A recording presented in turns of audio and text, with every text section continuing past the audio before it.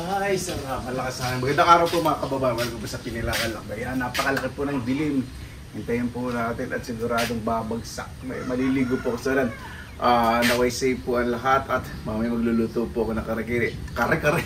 At yung po ang imumukbang po natin. Alam mo, sana ang bulan. Kasi kaninang umaga napakainit.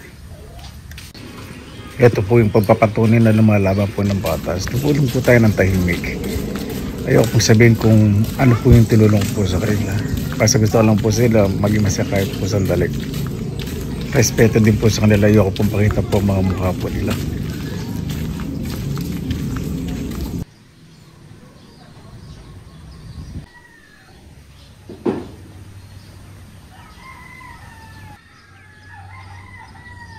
Nakikita niyo po yan. Dami bunga ng piko. Nakalagpas po sa aking bakuran. Mangga po yung eskwela. Okay lang po sa gwardiya, syempre. Yan naman po. Tama-tama sa bagoong alamang. Tapos kare-kare na po. Napakasarap.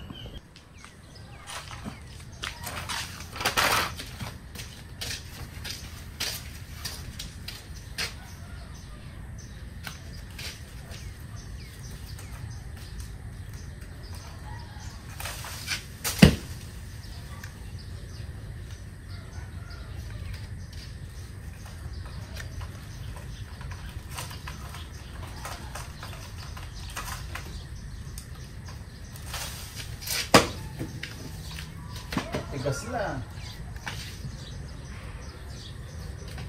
Dalawang piraso lang po. Tagumpay.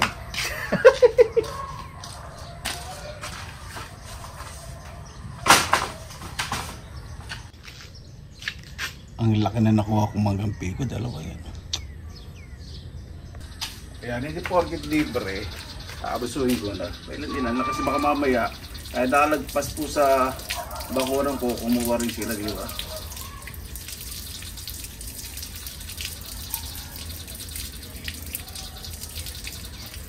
Sana muna, sabi ko matiligo ako.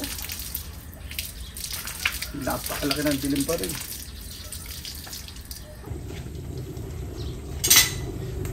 Ayan, nakapagpakulo na po ako ng panga ng baka. Panga. At tuwalya-tuwalya malambot na, o di ba? Pakasarap, tingnan naman. Parang gusto kong magtira, parang masarap din papaitan. Luluto ko ba lahat? Ay, magtitira po ako.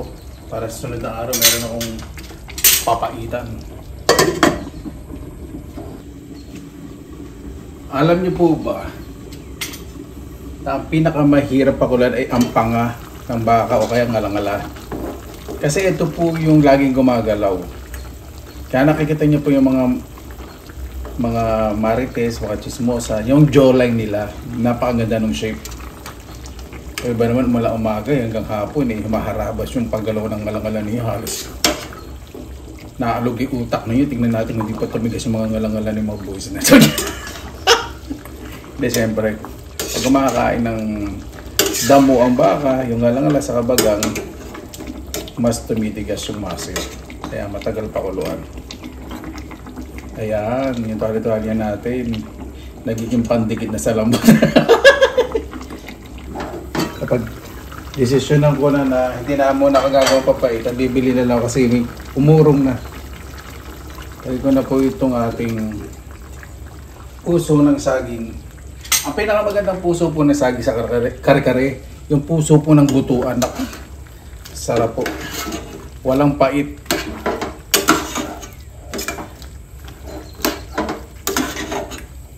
Pag naglagay po talaga kayo ng puso ng saging yung sabaw, medyo mamumuti. Kasi magre-release siya ng dagta. Pangko natin. Lambutin lang natin. Malambot na po yung puso. Lagyan na po ang sitaw. Ang kare-kare po talaga matabang. Depende po sa inyo kung pasasarapin ninyo lasa. Kaya ang pampaalat lang po talaga sa kare-kare pag kumakain, pag-uong. Yun po yun. Just hold on. Ano naman tayo? Mas maganda po talagang dinadahan-dahan ng pagpapalambot ng mga gulay. Malambot na po yung karne natin. Kaya yung tuwalya. Iniwa ko pa talaga ng manipis yung tuwalya kasi umidlip ako tinanghali, hapon na ako nagising. Dahil itong mga nagdaang araw, napakarami kong dumadalaw po dito. Nagpahinga po muna ako ngayon. Ayan, nalagay ko na po yung peanut butter. Saka po yung durog na bigas. Pasensya na po lambot na. Dahil may bigla ang dumating na bisita. Basta po, syempre, na malapit naman po sa puso ko. Sabi ko dito na kumain. May dinala lang po pasalubong. Galing po sa probinsya na Masyal. Di ba napaganda ng resulta? Lagay ko na po itong pechay. Kung mapapansin po ninyo, hindi ako naglagay ng talong. Ayoko po ng talong sa kare-kare. Pasensya na po Kasi pag malabsa yung talong sa kare-kare, hindi ko masyadong feel. Pasensya na.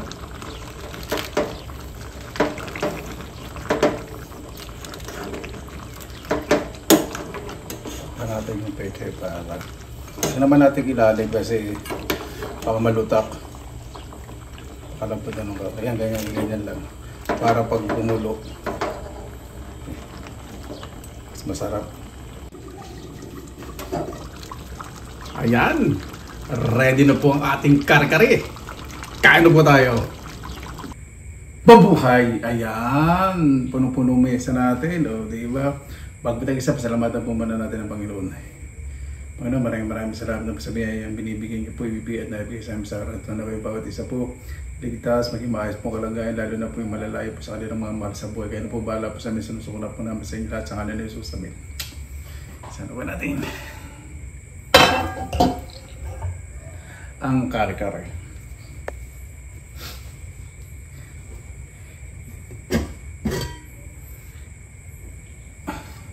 Pag sa kare-kare po, yung talong, ayoko po ng ulo. Hindi ko po talaga nagustuhan ng talong sa kare-kare. Saka po sa sinigang. Pero gusto ko po yung tortang talong. Yung inihaw, yung salada, sa dinding gusto ko may sabaw.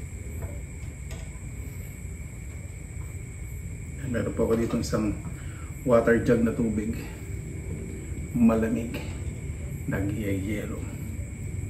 Inagyayelo, maraming yelo.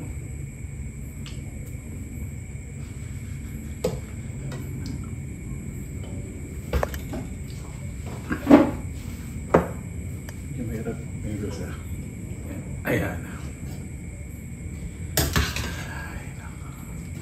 Winner ang dating ng kare-kare natin. Ito po gusto ko sa kare-kare, hindi po masyadong malabo.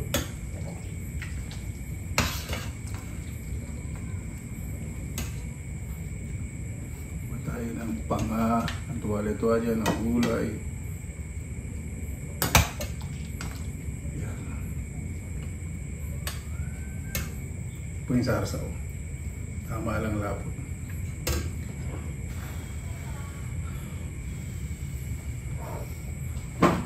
Dali lang po mainit pa.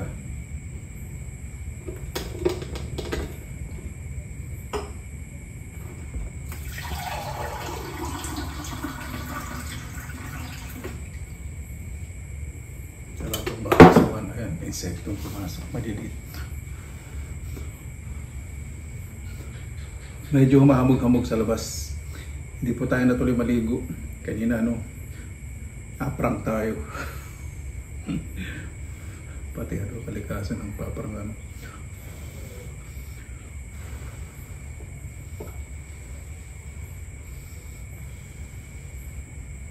Yan naman mainit pa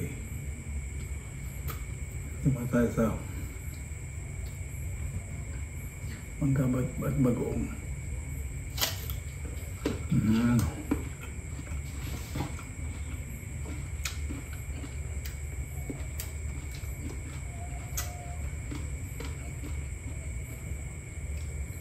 Fresh na fresh. Ang lasa ng mangga. Ang tuwa-tuwa rin, napakalambot.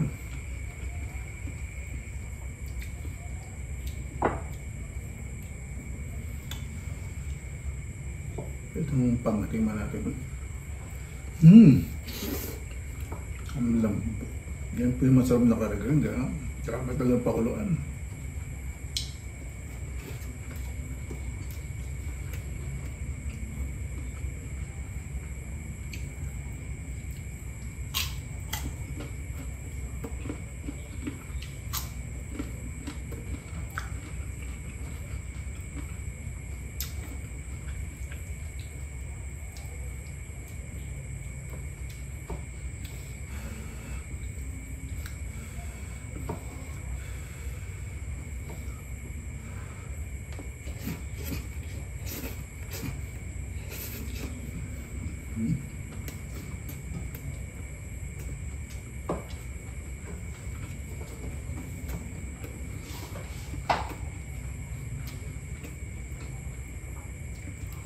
Ang gulay, pechay.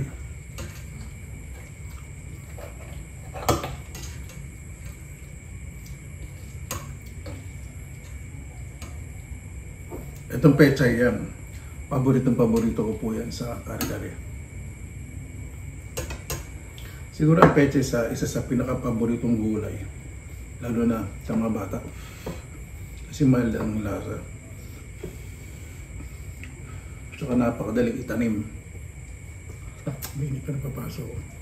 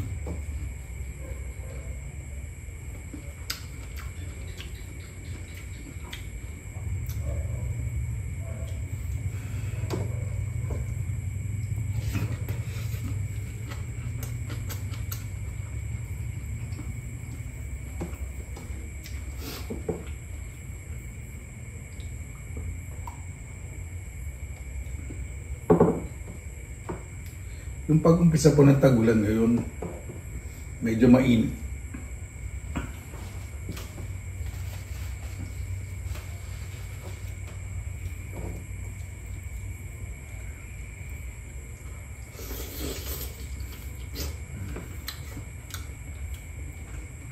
Sarap nung ngalang-ngala kasi may mga litid. Napakasarap. Yung panga.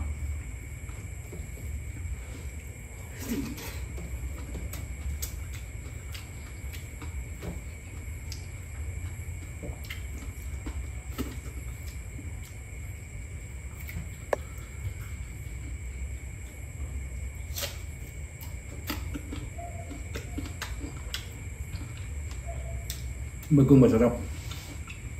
Hindi masyadong maalat.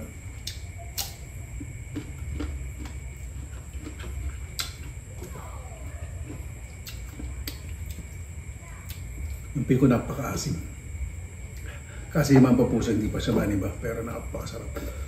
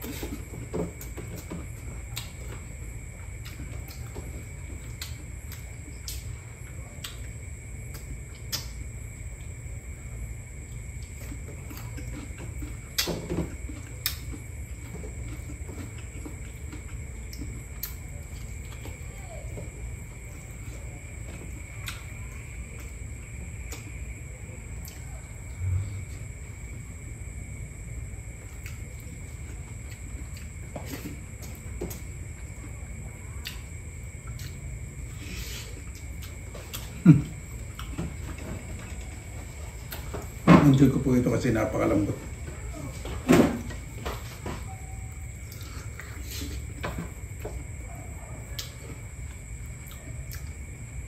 At itong mangga, nakakabalanse ng lasa. Yung umay na lasa.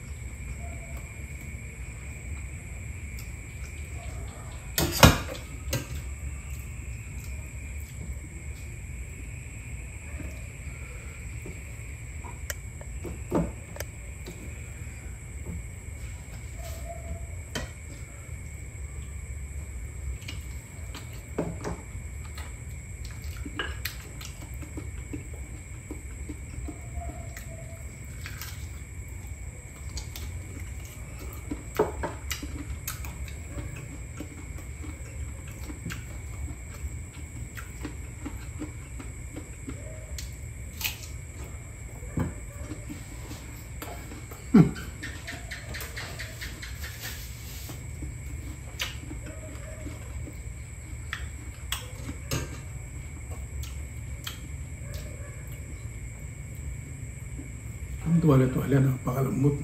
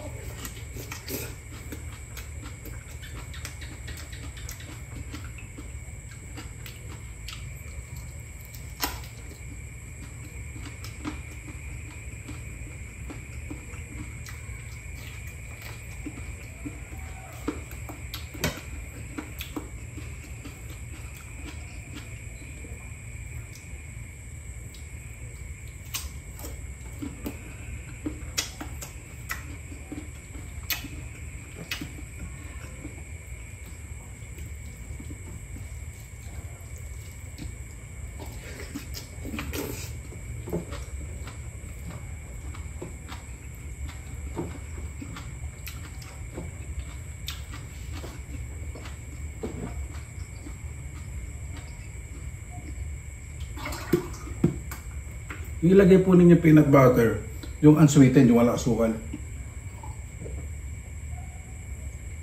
Yung fresh na bagong giling. Sarap po yun. Pag giniling na manik.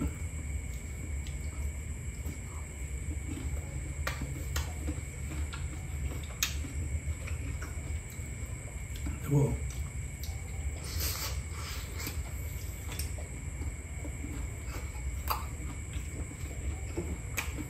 Sarap, may condensated.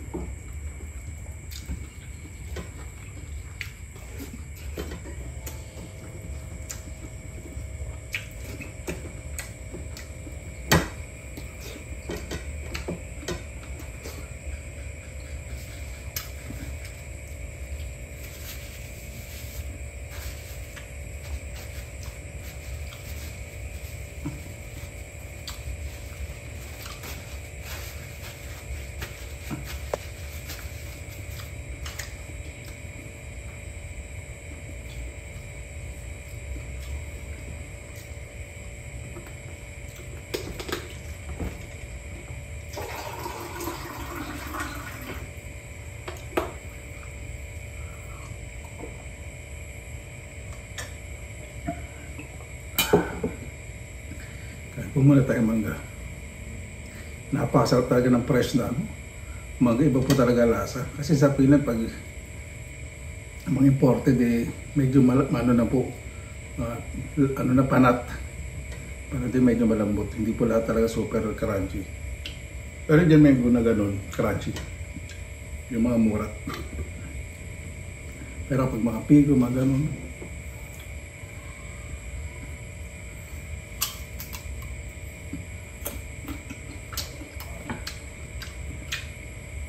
ayos na yung tatabi ko lang sa lagyan. Medyo maasim tong piko na to.